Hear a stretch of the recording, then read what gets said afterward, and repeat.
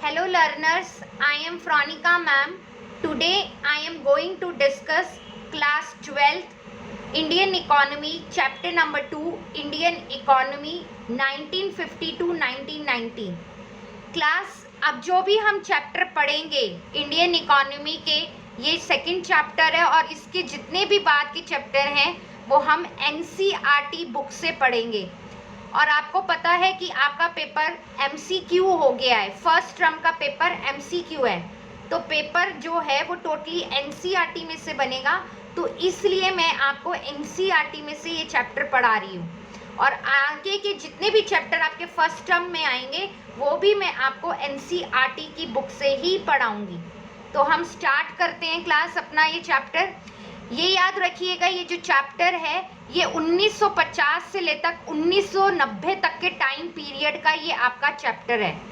Clear है class? तो first हम यहाँ से ले रहे हैं आपका चैप्टर इंट्रोडक्शन। तो आप स्टार्ट करते हैं।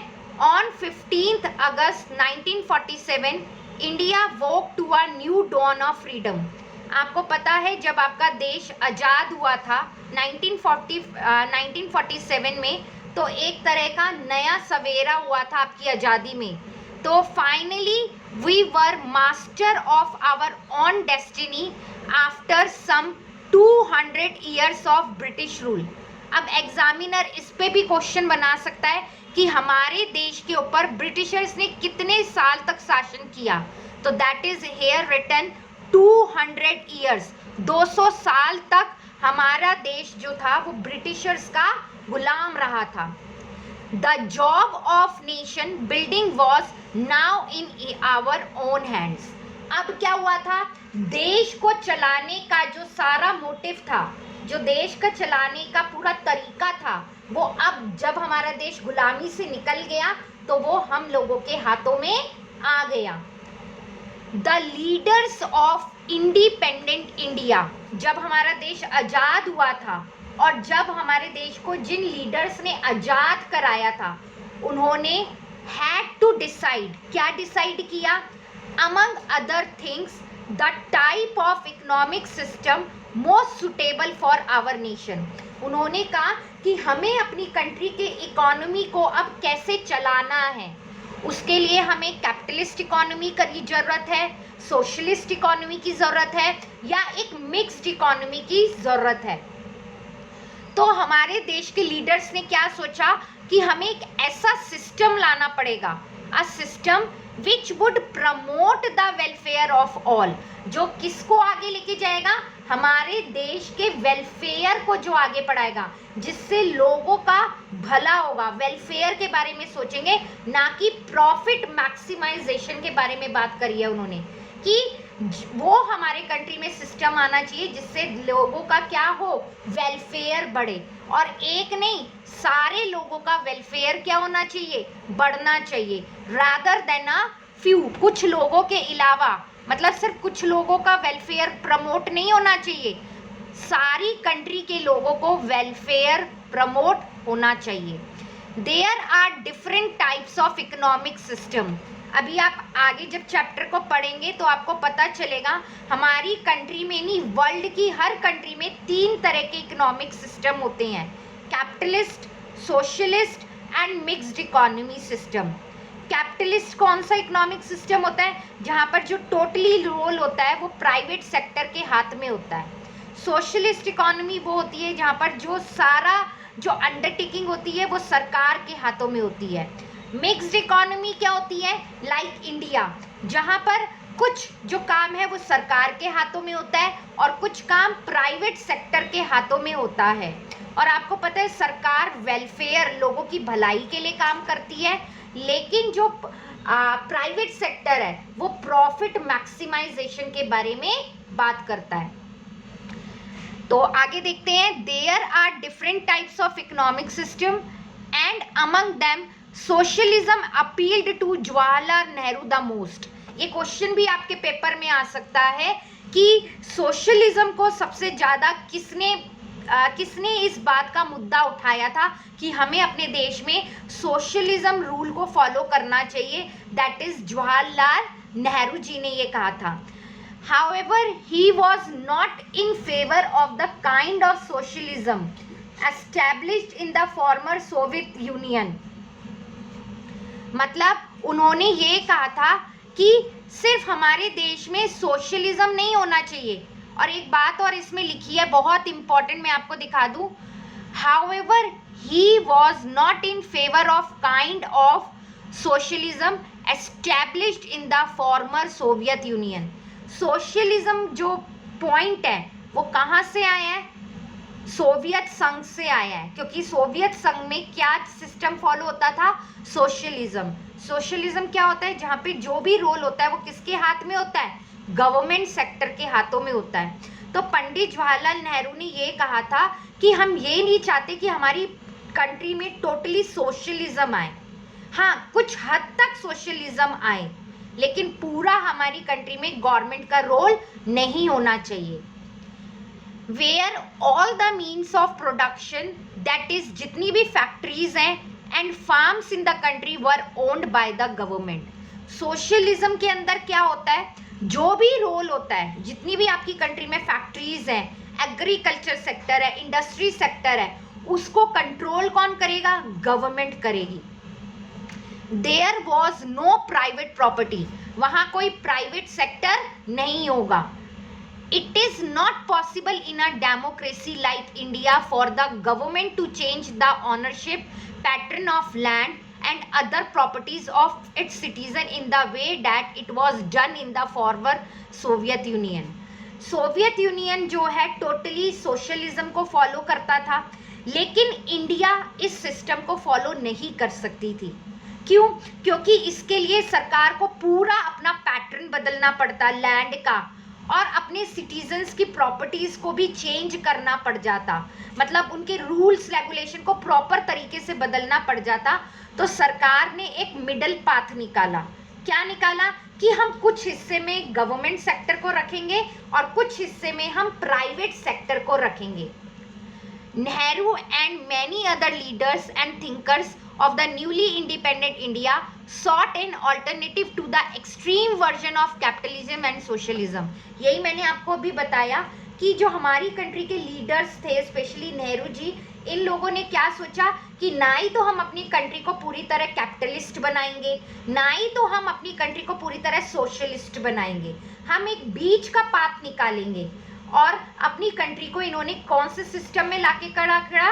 That is mixed economy system. Basically sympathizing with the socialist outlook, they found the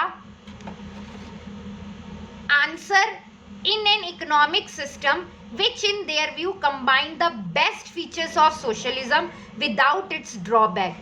इन्होंने गवर्नमेंट सेक्टर के क्या करे? सिर्फ जो बेनिफिट्स थे ना सोवियत संघ के, उनको उठा लिया और उसकी डिसएडवांटेजेस को नहीं उठाया. In this view, India would be a socialist society with a strong public sector, but also with private property and democracy. India में सोशलिस्ट सोसाइटी तो थी, साथ ही साथ एक प्राइवेट सेक्टर को भी जगह दी गई. तो मतलब इंडिया में सोशलिस्ट भी था और प्राइवेट सेक्टर भी था. तो that is a mixed economy system था हमारी कंट्री में. The government would plan for the, आगे देखिए आप लोग, the government would plan for the economy with the private sector being encourage to be part of the plan effort. Government ने कहा कि हम सारा रोल सरकार के हाथों में नहीं दे सकते, हमें कुछ सेक्टर्स जो है वो प्राइवेट सेक्टर के भी हाथों में देने पड़ेंगे. इसके लिए आपकी कंट्री में द इंडस्ट्रियल पॉलिसी रेजोल्यूशन लाया गया था 1948 में. ये क्वेश्चन बहुत इंपॉर्टेंट है एमसीक्यू फॉर्म में. आपकी कंट्री में इंडस्ट्रियल पॉलिसी रेजोल्यूशन कब लाया गया? 1948 में. And the directive principles of Indian constitution reflected this outlook. और इसको ध्यान, इसके ऊपर नजर किसने रखी थी? Directive principle of Indian constitution ने. Again, very very important question. In India, in 1950 the planning commission was set up with the prime minister as its chairperson. आपकी कंट्री में प्लानिंग कमीशन कब आया? 1950 में. और उसके चेयरपर्सन किसे बनाया गया? प्राइम मिनिस्टर को. नेक्स्ट, और प्लान कितने साल के लिए बनाए गए? The era of 5-year plan had become. तो मतलब कोई भी प्लान कितने साल के लिए बनाया जाता था? 5 साल के लिए बनाया जाता था. क्लियर हो गया? अब इसमें 2 बॉक्स जो है ये ब्लू वाले, ये बहुत इंपॉर्टेंट है, तो पहले हम इन्हें पढ़ेंगे. देखिए क्लास, आपको नजर आ रहा होगा स्क्रीन पे. Box 2.1, it's very very important. Types of economic system. कितने तरह के इकोनॉमिक सिस्टम होते हैं? Every society has to answer 3 question. हर समाज को 3 क्वेश्चंस का जवाब देना पड़ता है. What goods and services should be produced in the country. हमें अपने देश के अंदर क्या चीज़ें बनानी चाहिए, कौन से गुड्स और कौन सी सर्विसेज प्रोड्यूस करनी चाहिए. How should the goods and services be produce. कैसे प्रोड्यूस करनी चाहिए. Should producer use more human labour or more capital for producing things. क्या जो हमारे देश में जो प्रोड्यूसर है उन्हें लेबर का ज़्यादा इस्तेमाल करना चाहिए या मशीनों का ज़्यादा इस्तेमाल करना चाहिए. How should the goods and services be distributed among people.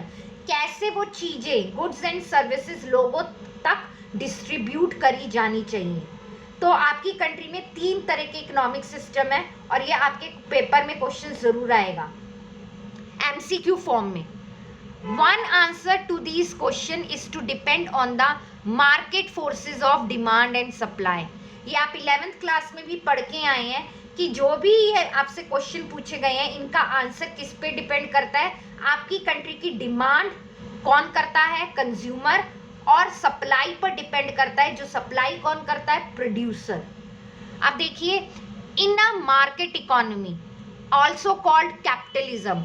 आप कैपिटलिज्म इकोनॉमी को क्या कहते हो? मार्केट इकोनॉमी भी कहते हो.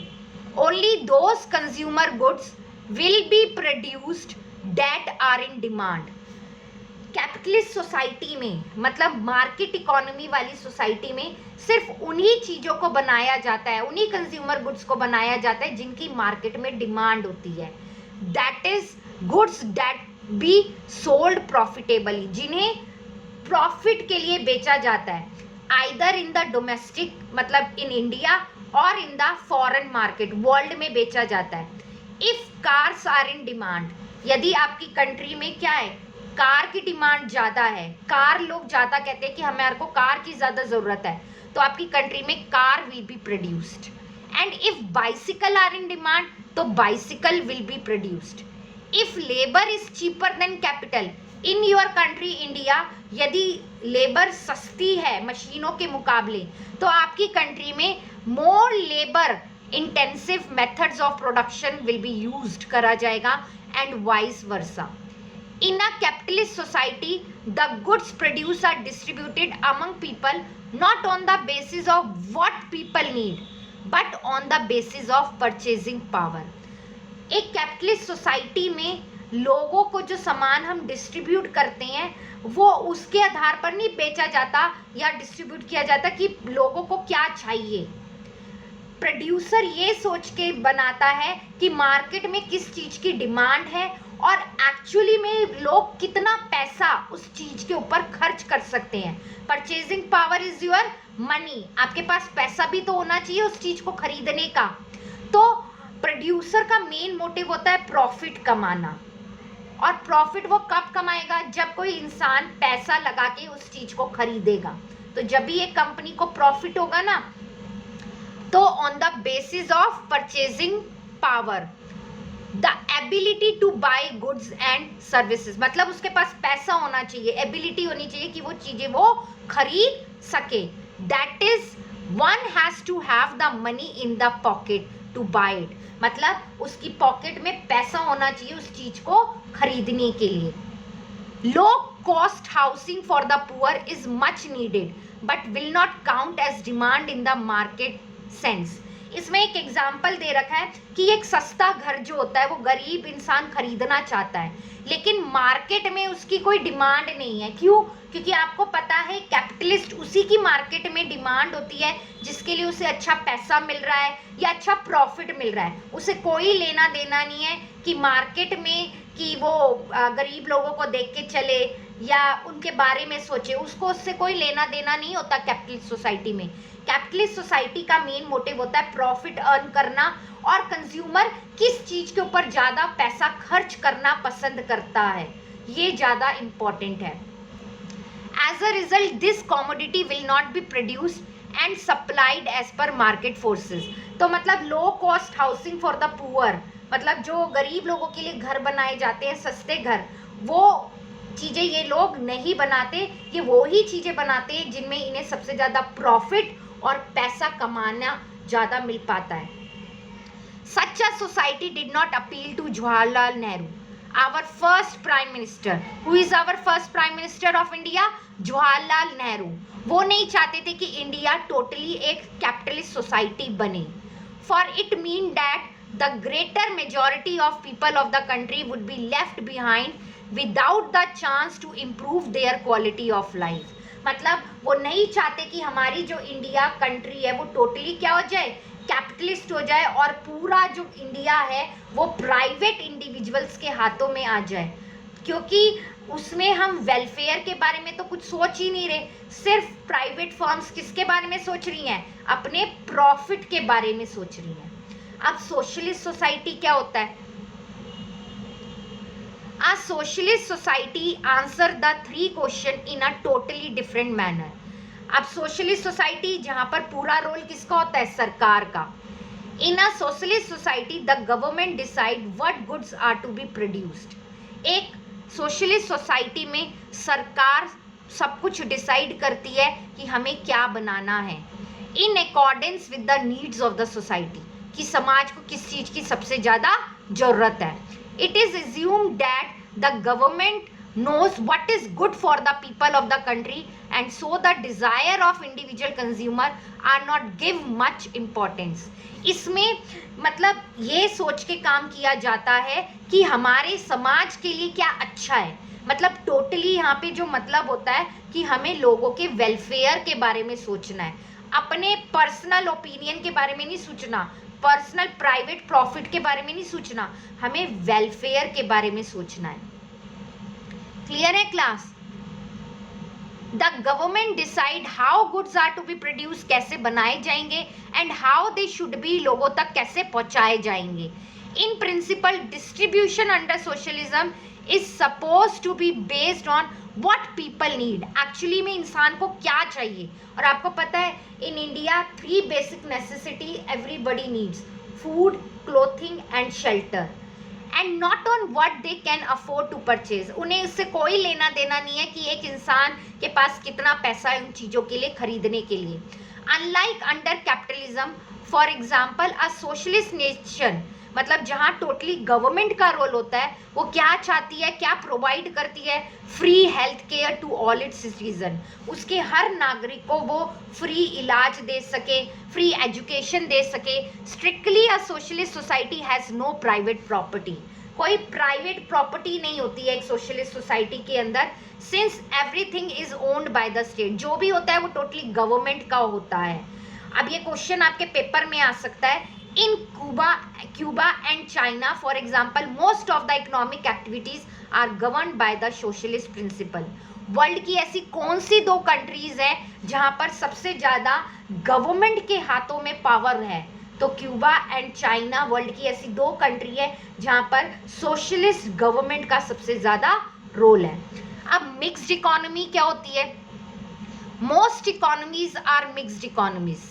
बहुत ज़्यादातर इकोनॉमिक्स जो है क्या है? मिक्स्ड इकोनॉमी है, जहाँ पर कुछ रोल सरकार का होता है और कुछ रोल प्राइवेट का होता है, वो मिलकर वो काम करते हैं एंड आंसर करते हैं 3 क्वेश्चन का कि हमें क्या बनाना चाहिए, कैसे बनाना चाहिए, और लोगों तक वो सामान कैसे डिस्ट्रीब्यूट करना चाहिए। In a mixed economy, the market will provide whatever goods and services it can produce well. and the government will provide essential goods and services which the market fails to do. मतलब इन एक mixed economy के अंदर private individual वो चीज़ें लोगों तक provide करवाते हैं कि जिन्हें उनकी ज़रूरत है और जिनके पास पैसा है और वो चीज़ खरीद सके, और गवर्नमेंट क्या करती है कि वो उन्हें free health service, free education, जो एक प्राइवेट इंडिविजुअल उन्हें वो बेनिफिट्स नहीं दे पाता, तो सरकार उन्हें वो बेनिफिट्स मुहैया करवाती है। मिक्स्ड इकोनॉमी में दोनों गवर्नमेंट होती हैं, प्राइवेट भी होती है एंड गवर्नमेंट भी होती है। क्लियर हो गया क्लास? नेक्स्ट हम आगे देखते हैं। अब ये बॉक्स भी बहुत ज़्यादा इंपॉर्टेंट है। बॉक्स 2.2 आपको नजर आ रहा होगा class. What is plan? Plan क्या होता है? What is plan? A plan spells out how the resources of a nation should be put to use.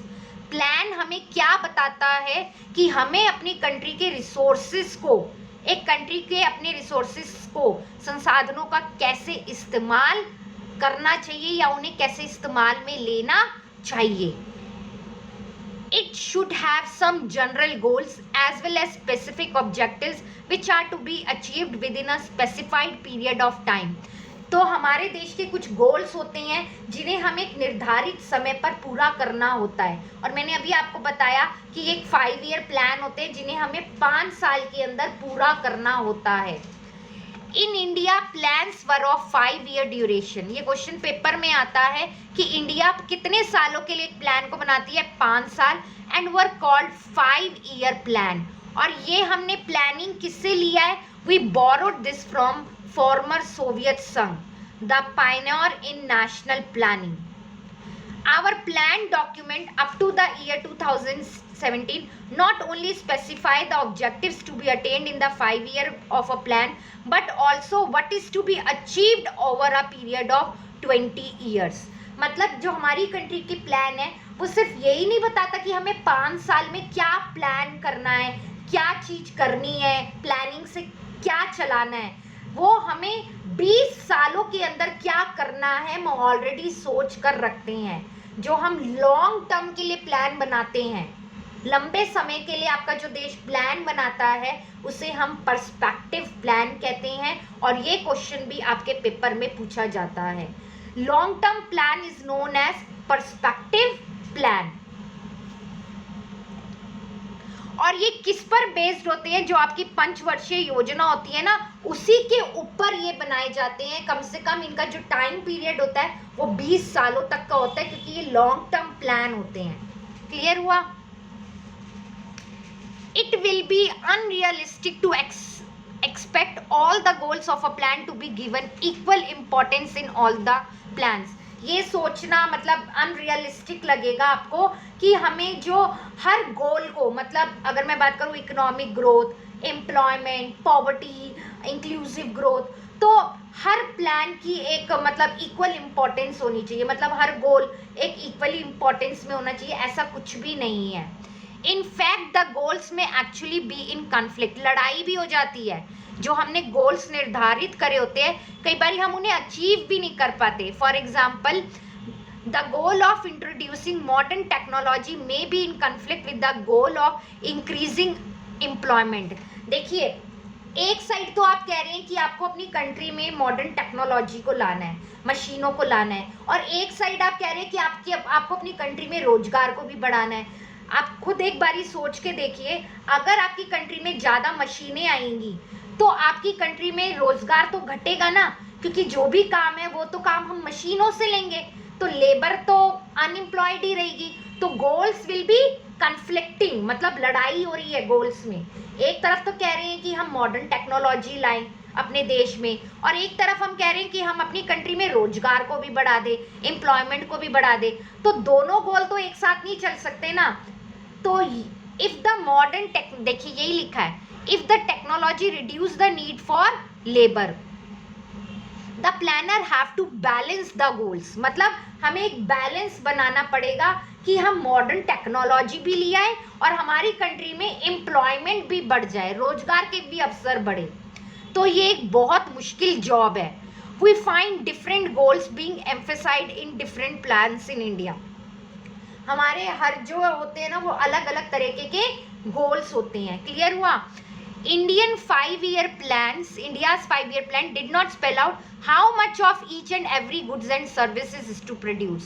मतलब हमारे जो गोल हम बनाते हैं, employment, poverty, inclusive growth, modern technology, equity, modernisation, तो ये सारे गोल्स हमें ये नहीं बताता कि हमें किन चीज़ों को प्रोड्यूस करना चाहिए। ये हमारा एक टारगेट बनाता है कि हमें इस टाइम पीरियड में इस गोल को अचीव करना है। मतलब हमें इकोनॉमिक ग्रोथ पे काम करना है, हमें मॉडर्नाइजेशन पे काम करना है, हमें इक्विटी पे काम करना है, हमें सेल्फ रिलायंस पे काम करना है। आप आगे ये टॉपिक्स पढ़ोगे। This is neither possible nor necessary, the former Soviet Union try to do this and failed. इसमें ये कहा गया है कि ऐसा करने की कोशिश सोवियत संघ ने करी थी, लेकिन वो फेल हो गया था अपनी इस पॉलिसी में, और ये करना भी आसान नहीं है। It is enough if the plan is specific about the sectors where it play a commanding role, for instance, power generation and irrigation, while leaving the rest to the market. मतलब इसमें ये बताया गया है कि हमारी कंट्री में जो सोशलिस्ट सोसाइटी है, जो गवर्नमेंट है, उसे सबसे ज़्यादा किस सेक्टर पर काम करना चाहिए? इरिगेशन मतलब वाटर फैसिलिटीज़, पावर जनरेशन मतलब इलेक्ट्रिसिटी, पावर जनरेशन पे काम करना चाहिए, वाटर फैसिलिटीज पे काम करना चाहिए, और जो मेन सेक्टर्स है वो हमें प्राइवेट सेक्टर के हाथों में दे देने चाहिए। क्लियर है क्लास? तो नेक्स्ट वीडियो में अगर आपको मेरा वीडियो अच्छा लगे तो प्लीज़ मेरे चैनल को लाइक, शेयर एंड सब्सक्राइब ज़रूर करिएगा। और मैं आपको बता रही हूँ कि आप एनसीईआरटी से बुक को पढ़िए, क्योंकि आपका चैप्टर जो है, आपका जो पेपर है, टोटली एमसीक्यू आएगा और आपको एनसीईआरटी से पेपर आएगा। तो please follow NCERT books thoroughly. Clear है क्लास? और हम नेक्स्ट क्लास में आगे बढ़ेंगे। आगे का चैप्टर में आपको जो गोल्स ऑफ 5-year प्लान है वो मैं आपको नेक्स्ट क्लास में पढ़ाऊंगी। अगर आपका कोई क्वेरी हो तो प्लीज़ कमेंट बॉक्स में ज़रूर लिखिएगा, मैं उस क्वेरी का जवाब दूंगी। Okay class, stay home, stay safe. Thank you.